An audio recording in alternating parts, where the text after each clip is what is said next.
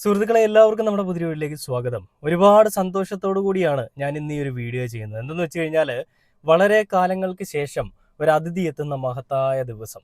മമ്മൂക്കയുടെ കളങ്കാവലിലേക്ക് എല്ലാവർക്കും സ്വാഗതം എന്ന് ഞാൻ പറയുകയാണ്, പ്രത്യേകിച്ച് പറയുകയാണ്. കാരണം ഇന്ന് ഞാൻ ഏരിയസ് ഫ്ലെക്സിൻ്റെ അടുത്തൂടെ പോകുമ്പോൾ വലിയ രീതിയിലുള്ള ആരവവും വലിയ രീതിയിലുള്ള ആഘോഷങ്ങളും ഒക്കെയാണ് ഞാൻ കണ്ടത്. അതായത് മമ്മൂക്ക എന്ന് പറയുന്ന ഒരു മെഗാ സ്റ്റാറിൻ്റെ ഒരു കം ബാക്ക്, അതിനെ ആഘോഷിക്കുകയാണ് ആരാധകർ ഒന്നാകെ.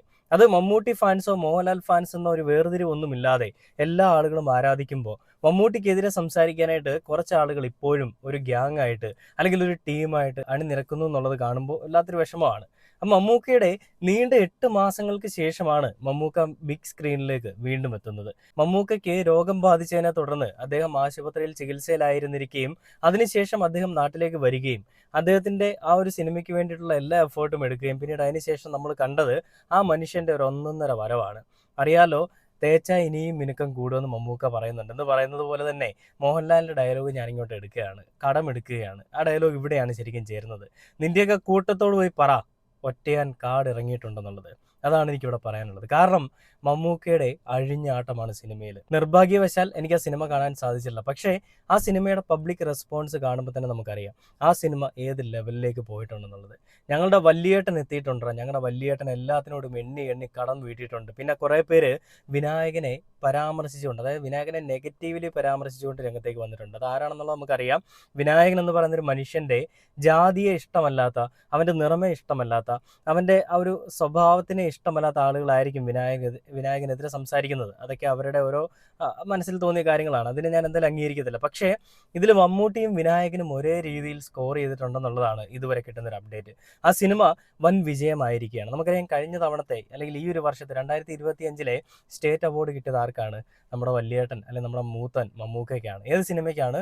ഭ്രമയുഗം. ഇപ്പോൾ ഇനി അടുത്ത വർഷം കിട്ടാൻ പോകുന്നത് ഏത് സിനിമയ്ക്കുള്ള ഒരു അവാർഡാണെന്ന് ചോദിച്ചു കഴിഞ്ഞാൽ എനിക്ക് ഉറപ്പിച്ച് പറയാൻ സാധിക്കും അത് കളങ്കാവൽ എന്ന് പറയുന്ന സിനിമയ്ക്കായിരിക്കും. കാരണം ഇത്തവണത്തെയും അവാർഡ് ഇക്ക തൂക്കിയിരിക്കും.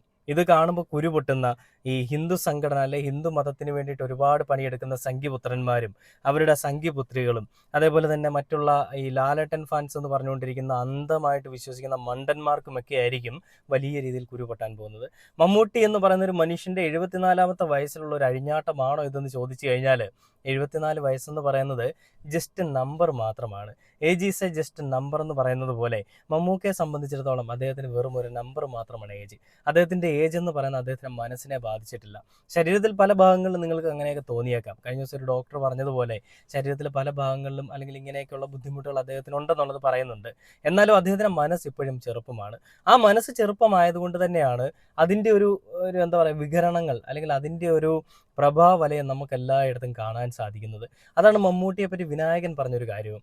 മമ്മൂട്ടി എന്ന് പറയുന്നൊരു മനുഷ്യൻ്റെ അടുത്ത് പോയി ഇരിക്കാൻ പറ്റില്ല, വലിയൊരു ഓറയാണ്. ആ ഓറയ്ക്ക് മുൻപിൽ എനിക്ക് ഇരിക്കാൻ പറ്റില്ല. എല്ലാം ഞാൻ ബ്രേക്ക് ചെയ്തിട്ടുണ്ട്, പക്ഷേ എനിക്കിത് മാത്രം ബ്രേക്ക് ചെയ്യാൻ പറ്റുന്നില്ല എന്നാണ് വിനായകൻ പറഞ്ഞത്. എന്ന് പറയുന്നത് പോലെ തന്നെയാണ് ഒരു പവർ പാക്കാണ് മമ്മൂക്ക എന്ന് പറയുന്നത്. ആ ഒരു പവർ ഫുള്ള് നിറഞ്ഞു നിൽക്കുന്ന ആ ഒരു മമ്മൂക്കയുടെ അടുത്തേക്ക് സംഘികൾ എത്ര കളിച്ചിട്ടും ഒരു ചെറു രോമത്തിൽ തൊടാൻ സാധിച്ചു, ഒന്നുമായിട്ടില്ല. ആ മനുഷ്യന് കിട്ടാവുന്നതിൻ്റെ അങ്ങേയറ്റം അംഗീകാരം അദ്ദേഹത്തിന് കിട്ടിയിരിക്കുകയാണ്. അദ്ദേഹം കഴിഞ്ഞ ദിവസം ഇന്റർവ്യൂവിൽ പറഞ്ഞത് ഈ സിനിമ കാണുമ്പോൾ ഇത്രയും നാൾ നിങ്ങൾ കണ്ടൊരു മമ്മൂട്ടിയെ ആയിരിക്കില്ല നിങ്ങൾ കാണുന്നത്. ചിലപ്പോൾ ഇത് കാണുമ്പോൾ നിങ്ങൾക്ക് മമ്മൂട്ടിയുടെ ബുദ്ധിമുട്ടോ അല്ലെങ്കിൽ നിങ്ങളുടെ മനസ്സിന് എന്തെങ്കിലും വിഷമം തോന്നാം. പക്ഷേ സിനിമ കണ്ടിറങ്ങുമ്പോൾ മമ്മൂട്ടി അല്ലെങ്കിൽ ആ ഒരു കഥാപാത്രം നിങ്ങളുടെ മനസ്സിൽ നിന്ന് മായില്ല എന്നാണ് മമ്മൂട്ടി പറഞ്ഞത്. ഇത്രയും നാൾ 45 വർഷത്തിന് മുകളിൽ നിങ്ങൾ എനിക്ക് തന്ന പിന്തുണയ്ക്ക് ഒരുപാട് നന്ദി. ഇതിലും നിങ്ങളുടെ ആ പിന്തുണ ഉണ്ടാവുമെന്ന് ഞാൻ വിശ്വസിക്കുന്നു എന്നാണ് മമ്മൂക്ക പറഞ്ഞത്. അതേപോലെ തന്നെ മമ്മൂട്ടിയുടെ വിശ്വാസം കൈവിട്ടില്ല. ജനങ്ങൾ മമ്മൂട്ടിയെ പിന്തുണയ്ക്കുക തന്നെ ചെയ്തു. അത് കേവലം മമ്മൂട്ടി എന്ന് പറയുന്നൊരു സിനിമാ നടനോടുള്ള ഒരു ആരാധനയല്ല. മമ്മൂക്ക എന്ന് പറയുന്നൊരു മനുഷ്യന്റെ കംബാക്ക് കാണാൻ വേണ്ടിയിട്ട് കാത്തിരുന്ന ജനസമൂഹമാണ്, അല്ലെങ്കിൽ കേരളത്തിലെ ജനക്കൂട്ടമാണ് ഈ സിനിമ കാണാൻ വേണ്ടിയിട്ട് തിയേറ്ററുകളിലേക്ക് ഇരച്ചെത്തിയതെന്ന് എനിക്ക് വേണം ഉറപ്പിച്ച് പറയാൻ സാധിക്കും. അതല്ല എന്ന് സംഘികൾക്ക് പറയാൻ സാധിക്കും. പക്ഷേ ആണ് എന്ന് ഞങ്ങളെപ്പോലെയുള്ള മമ്മൂക്കയെ സ്നേഹിക്കുന്ന അല്ലെങ്കിൽ മമ്മൂട്ടി എന്ന് പറയുന്ന മനുഷ്യനെ സ്നേഹിക്കുന്ന ആളുകൾക്ക് പറയാൻ സാധിക്കും, 100% പറയാൻ സാധിക്കും. അപ്പൊ നമുക്ക് തിയേറ്റർ റെസ്പോൺസ് ഒന്ന് കണ്ടു നോക്കാം. വേറെ ലെവൽ പൊളി, അടിപൊളി. ഇതിന്റെ ഡയറക്ടർ അടിപൊളി, സ്ക്രിപ്റ്റ് സൂപ്പർ, ബിജിഎം അടിപൊളി, മമ്മൂക്ക അടിപൊളി, വിനായകൻ അടിപൊളി. ഒക്കെ ഭയങ്കര രസമുണ്ട്. ബാക്ക്ഗ്രൗണ്ട് സ്കോർ ആണെങ്കിലും തൂക്കി. 2025 മാത്രമല്ല 2026 തൂക്കി. അടിപൊളിയാണ്, നല്ല സിനിമ. ഇത് കാണേണ്ട പടമാണ്. മമ്മൂക്കയും വിനായകനും അടിപൊളിയായിട്ടുണ്ട്. സൈക്കോപാത്ത് വേറെ ലെവലായിട്ട് ഈ തിയേറ്ററിൽ കണ്ടില്ലെങ്കിൽ ഭയങ്കര നഷ്ടമാട്ടോ. ക്യാരക്ടർ ടോട്ടലി ഡിഫറെന്റ് ആണ്. ശരിക്കും നമുക്ക് അങ്ങനെ അയ്യോ അവർ അങ്ങനെയൊന്നും തോന്നില്ല. നമ്മൾ അത്രയും കഥയിൽ എൻഗ്രോസ്ഡ് ആയിരിക്കും സിനിമ കാണുമ്പോൾ. മമ്മൂട്ടി ക്രിസ്മസ് തൂക്കി, അടിപൊളി, ഒരു രക്ഷയില്ല. വിനായകനൊക്കെ വേറെ ലെവൽ പെർഫോമൻസ്. കൊടൂരമില്ല, മമ്മൂട്ടിയെ കൊണ്ട് മാത്രം ചെയ്യാൻ പറ്റുള്ളൂ ഈ റോള്.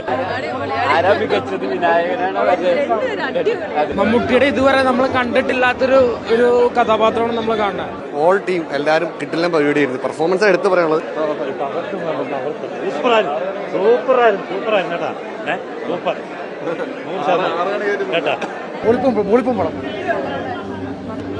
അടിപൊളി.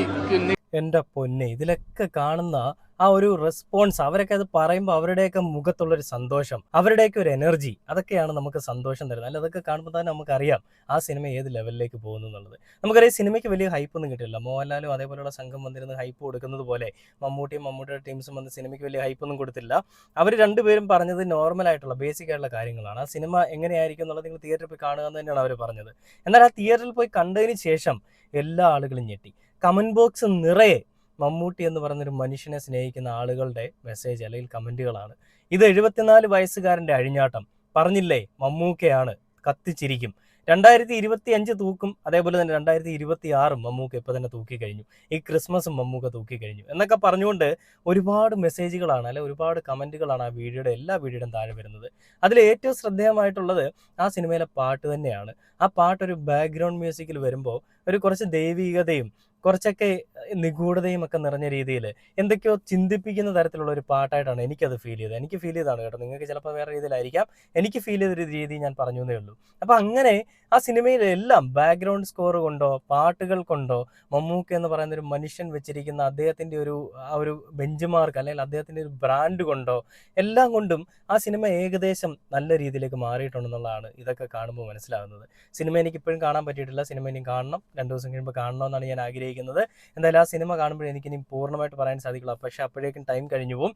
പക്ഷേ ഇപ്പോഴുള്ള തിയേറ്റർ റെസ്പോൺസ് കാണുമ്പോൾ തന്നെ നമുക്കറിയാം ഈ സിനിമ ഏതൊക്കെ ലെവലിലേക്ക് അല്ലെങ്കിൽ ഏത് ലെവലിൽ കൂടിയാണ് പോകുന്നതെന്നുള്ളത്. ഇത് തന്നെയാണ് മമ്മൂക്ക അല്ലെങ്കിൽ മമ്മൂക്കയെ സ്നേഹിക്കുന്ന ഞങ്ങൾ എല്ലാവരും കാത്തിരുന്നൊരു കാര്യം. സംഘമിത്രങ്ങളെ, നിങ്ങൾ കുറച്ചങ്ങോട്ട് മാറിയിരുന്ന് കരയുക. നിങ്ങൾ ഒതുക്കി തകർത്ത് കളയാൻ ശ്രമിച്ചത് മമ്മൂക്കയാണ്. ആ മമ്മൂക്കയ്ക്ക് കിട്ടുന്ന സ്റ്റേറ്റ് അവാർഡിനെ കളയാനായിട്ട് നിങ്ങൾ ശ്രമിച്ചതാണ്.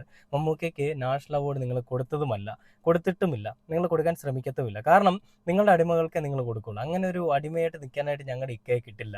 അതുകൊണ്ട് തന്നെയും നിന്റെ ഒന്നും ചാണകത്തിൽ മുങ്ങിയ ചാണകത്തിൽ മെഴുകിയ നാഷണൽ അവാർഡ് ഞങ്ങളുടെ ഇക്കയ്ക്ക് വേണ്ടടാ മക്കളെ. ഒരു വിഷമവുമില്ല, സന്തോഷത്തോടുകൂടി ഞങ്ങൾ പറയാണ്, നെഞ്ചിൽ കൈവച്ച് പറയാണ്, ആ നാഷണൽ അവാർഡ് ഇല്ലെങ്കിലും ഞങ്ങളുടെ മമ്മൂക്കയ്ക്ക് സ്റ്റേറ്റ് അവാർഡ് അടുത്ത തവണയും അടിക്കാനുള്ള എല്ലാം അദ്ദേഹം ചെയ്തു വെച്ചിട്ടുണ്ട്. ഒരു വർഷത്തിൽ 10 സിനിമയോ 5 സിനിമയോ ഒന്നും എടുക്കണമെന്നൊന്നുമില്ല, എടുക്കുന്ന ഒരൊറ്റ സിനിമ, ആ സിനിമ വൻ വിജയമായിരിക്കും. ഞാൻ നേരത്തെയും പല വീഡിയോയിൽ പറഞ്ഞിട്ടുണ്ട്, മമ്മൂട്ടി കമ്പനി എന്ന് പറയുന്ന ഒരു ബാനറിൽ ഒരു സിനിമ വന്നിട്ടുണ്ടെങ്കിൽ അല്ലെങ്കിൽ ഒരു പ്രൊഡക്ഷൻസിൽ ഒരു സിനിമ വന്നിട്ടുണ്ടെന്നുണ്ടെങ്കിൽ ഗ്യാരണ്ടിയാണ് അല്ലെങ്കിൽ ഫുൾ വാറണ്ടിയാണ് എന്നൊക്കെ പറയുന്നത് പോലെ നിങ്ങൾക്ക് ആ സിനിമ തിയേറ്ററിൽ പോയി കാണാം. നിങ്ങൾ കൊടുക്കുന്ന 100, 200, 300, 500 എത്ര രൂപയാണെന്നുണ്ടെങ്കിലും ആ കൊടുക്കുന്ന പൈസയ്ക്ക് വേർത്താണ്. അതുകൊണ്ടാണ് ഞാൻ പറഞ്ഞത്, മമ്മൂട്ടി കമ്പനിയുടെ അണ്ടറിൽ വരുന്ന ഏത് സിനിമയാണെങ്കിലും വിശ്വസിച്ച് കാണാം.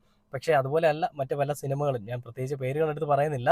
ഇത് മമ്മൂട്ടി എന്ന് പറയുന്ന ഒരു 74 വയസ്സുകാരൻ്റെ തിരിച്ചുവരവാണെന്ന് ചോദിച്ചു കഴിഞ്ഞാൽ അതെ, ആ ഒരു 74 വയസ്സുകാരൻ്റെ തിരിച്ചുവരവ് തന്നെയാണ്. മനുഷ്യസ്നേഹിയുടെയും ജാതിയുടെയും മതത്തിൻ്റെയും നിറത്തിൻ്റെയും പേരിലൊന്നും അങ്ങോട്ടും ഇങ്ങോട്ടും ആരോടും അടികൂടാത്ത നല്ലൊരു മനുഷ്യൻ്റെ, നല്ലൊരു ഹൃദയത്തിൻ്റെ ഉടമയുടെയും തിരിച്ചുവരവാണ്. ഈ തിരിച്ചുവരവ് ആഘോഷിക്കാൻ മമ്മൂക്കയോടൊപ്പം ഞങ്ങൾ എല്ലാവരും, കേരളത്തിലെ എല്ലാ ജനങ്ങളും ഉണ്ടാവുമെന്ന് പ്രത്യേകിച്ച് പറയുകയാണ്. കളങ്കാവിൽ വൻ വിജയമാവട്ടെ, അത് 100 കോടിക്ക് മുകളിൽ എവിടേക്ക് പോകാൻ പറ്റുമോ അവിടേക്ക് തന്നെ പോകട്ടെ. ഈ പറഞ്ഞു വന്ന ചാണകമിത്രങ്ങളുടെ എല്ലാം മണ്ണാക്കിലേക്ക് പിരിവെട്ടുന്ന രീതിയിൽ ആ സിനിമയുടെ ഒരു ഗ്രോത്ത് ഉണ്ടാവട്ടെ എന്ന് പ്രത്യേകിച്ച് പറഞ്ഞുകൊണ്ട് ഈ ഒരു വീഡിയോ അവസാനിക്കുകയാണ്.